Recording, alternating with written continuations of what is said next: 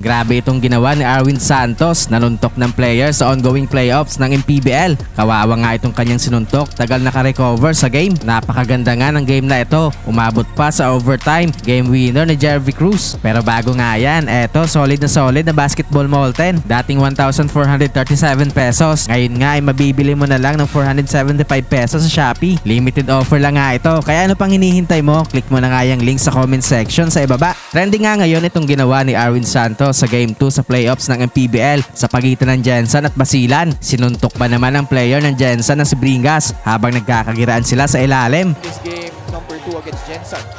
Oh, and all said and done, it really experienced. Oh, that Arwin and Bringas been going at it as they approach going down into the front court as Basilan was on their defensive end. Eh, hindi tumitigil yung banggaan na yan. For that, meron na eh. Kanina pa yan eh. Oh! That's in the head. That should be disqualified.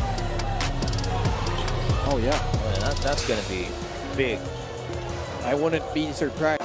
And it's, I think, impacting as well the rhythm of the game. Really more on the side of Basilan because they've been on a good roll. Bago nga ang insidenteng yan, ay makikita nga natin ang dalawang players na nagkakapisikalan habang papunta sa kabilang court.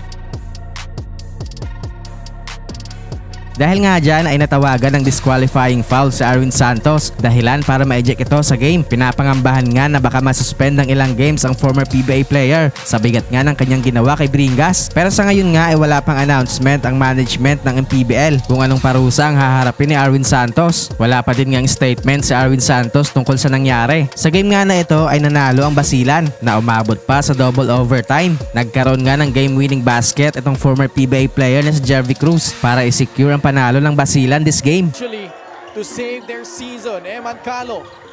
Kick out pass, Jervy Cruz for 3. Yes! Oh my goodness! This refuses to end. Jervy Cruz did not even play